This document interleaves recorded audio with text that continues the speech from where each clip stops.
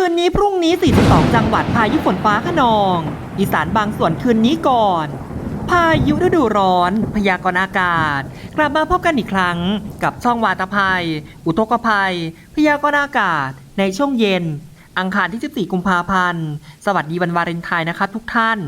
วันนี้นะครับนอกจากวาเลนไทน์แล้วยังเป็นวันแรกที่จะมีฝนตกฟ้าคะนองเข้ามา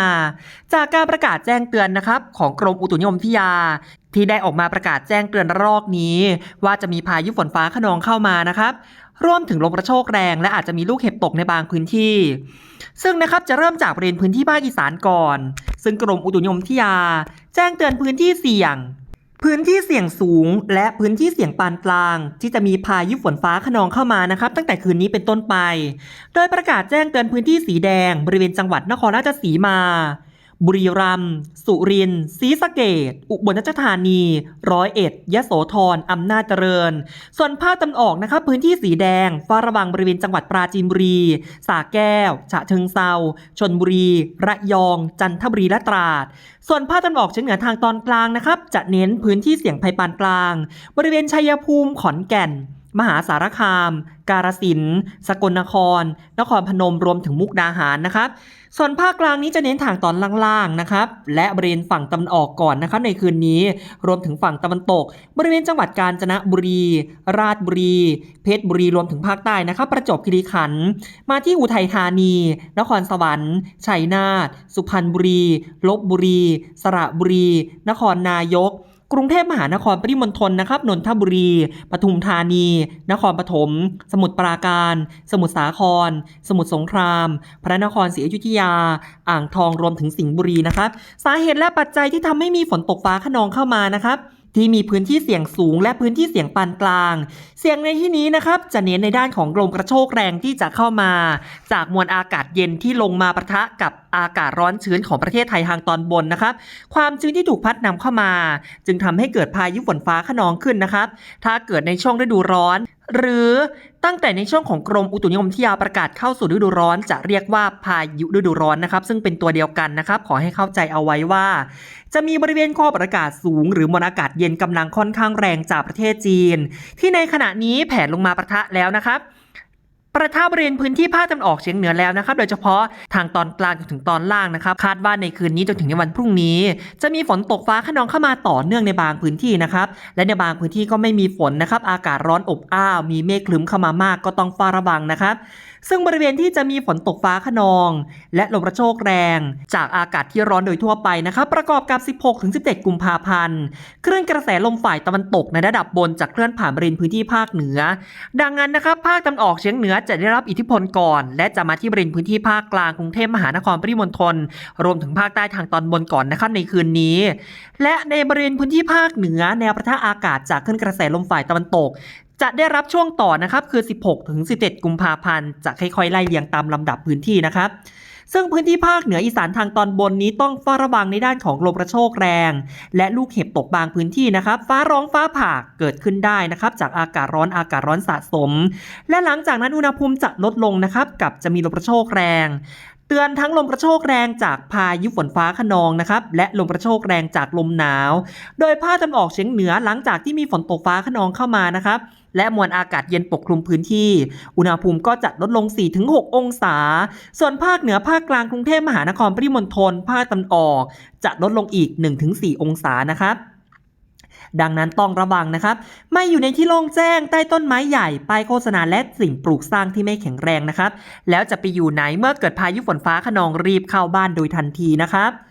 ส่วน 14 กุมภาพันธ์นะครับในวันนี้พื้นที่เสี่ยงพายุฤดูร้อนหรือพายุฝนฟ้าคะนองลมกระโชกแรงภาคตะวันออกเฉียงเหนือก่อนนะครับจะเริ่มตั้งแต่บริเวณพื้นที่สกลนครนครพนมมุกดาหาร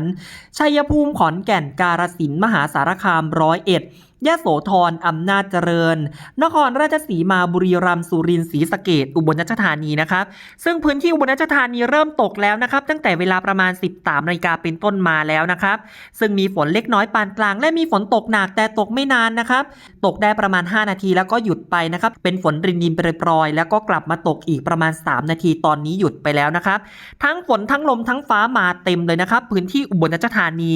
พื้นที่ไหนมีฝนตกฟ้าคะนองฝนตกหนักลมกระโชกแรง รวมถึงลูกเห็บตกก็อย่าลืมรายงานสถานการณ์ข่าวคอมเมนต์เข้ามาใต้คลิปนะครับส่วนพื้นที่บ้านเกิดแอดมินพื้นที่จังหวัดศรีสะเกษทั้ง2รอบทั้งรอบที่แล้วและรอบนี้ยังไม่มีฝนนะครับมีแต่อากาศครึ้มส่วนภาคกลางเช่นกันนะครับในคืนนี้ต้องเฝ้าระวังหลังจากที่มีฝนตกฟ้าคะนองเข้ามาอีสานแล้วก็จะเคลื่อนเข้าปกคลุมพื้นที่ภาคกลางนะครับตกได้เป็นหย่อมๆนะครับพายุฝนฟ้าคะนองไม่ตกทุกพื้นที่แบบปูพรมนะครับจะเน้นบริเวณนครสวรรค์อุทัยธานีชัยนาทลพบุรีสระบุรีสิงห์บุรีอ่างทองพระนครศรีอยุธยารวมทั้งกรุงเทพมหานครปริมณฑลนะครับส่วนภาคตะวันออกต้องเฝ้าระวังบริเวณจังหวัดนครนายกปราจีนบุรีสระแก้วฉะเชิงเทราชลบุรีระยองจันทบุรีและจังหวัดตราดนะครับภาคใต้โดยเฉพาะทางตอนบนต้องเฝ้าระวังเช่นกันนะครับบริเวณเพชรบุรีและประจวบคีรีขันธ์ส่วนในวันพรุ่งนี้15กุมภาพันธ์นะครับจะเริ่มภาคเหนือแล้วนะครับบริเวณจังหวัดแม่ฮ่องสอนเชียงใหม่และบริเวณจังหวัดตากนะครับและวันที่16-17ก็จะเริ่มมีฝนเพิ่มขึ้นนะครับบริเวณพื้นที่ภาคเหนือส่วนพื้นที่ภาคกลางในวันพรุ่งนี้15กุมภาพันธ์ก็จะเน้นมาที่บริเวณพื้นที่นครสวรรค์อุทัยธานีชัยนาทกาญจนบุรีราชบุรีสุพรรณบุรีสิงห์บุรีอ่างทองพระนครศรีอยุธยาสมุทรสงครามสมุทรสาครนครปฐมรวมทั้งกรุงเทพมหานครปริมณฑลและหลังจากนั้นพื้นที่ภาคอีสานก็จะมีอากาศเย็นลงนะครับฝนฟ้าคะนองก็จะลดลงไปด้วยนะครับส่วนพื้นที่ภาคตะวันออกจะเน้นบริเวณจังหวัดฉะเชิงเทราชลบุรีระยองจันทบุรีและตราดนะครับส่วนพื้นที่ภาคใต้เช่นเดิมนะครับเน้นบริเวณจังหวัดเพชรบุรีและประจวบคีรีขันธ์จากนั้น16-17กุมภาพันธ์จะเน้นบริเวณพื้นที่ภาคเหนือแล้วนะครับพื้นที่ฝนจากคลื่นกระแสลมฝ่ายตะวันตกจะเน้นบริเวณแม่ฮ่องสอนเชียงใหม่เชียงรายลำพูนลำปางพะเยาแพร่น่านอุตรดิตถ์พิษณุโลกเพชรบูรณ์พิจิตรกำแพงเพชรตากและสุโขทัยนะครับก็ต้องเฝ้าระมัดระวังกันด้วยนะครับภาคเหนือเน้นย้ำนะครับพายุลูกเห็บนะครับต้องเฝ้าระวังเป็นพิเศษนะครับคลื่นกระแสลมฝ่ายตะวันตกอากาศร้อนเดิมอากาศร้อนสะสมเตรียมตัวเลยนะครับโดยเฉพาะบริเวณพื้นที่ทางตอนบนของภาคเหนือนะครับหลังจากนั้นนะครับ15จนถึง17กุมภาพันธ์จะเริ่มมีบริเวณความกดอากาศสูงมวลอากาศเย็นแผ่เข้ามาปกคลุมดังนั้นอากาศก็จะเริ่มเย็นลงนะครับโดยจะเริ่มจากภาคตะวันออกเฉียงเหนือก่อนและจะค่อยๆไล่เลียงไปในแต่ละพื้นที่ตามลำดับนะครับส่วนคลื่นลมอ่าวไทยทะเลจะมีคลื่นสูง2เมตรบริเวณที่มีฝนคลื่นจะสูง 2-3 เมตรชาวเรือขอให้ระวังในการเดินเรือในช่วงนี้นะครับและติดตามคำเตือนประกาศจากกรมอุตุนิยมวิทยาอย่างใกล้ชิดแอดมินจะพยายามหาเวลานะครับในด้านของการพยากรณ์อากาศจะหาเวลามาพยากรณ์อากาศให้ทุกท่านได้รับชมและรับฟังคลิปกันอย่างต่อเนื่องนะครับถ้าเกิดมีเวลา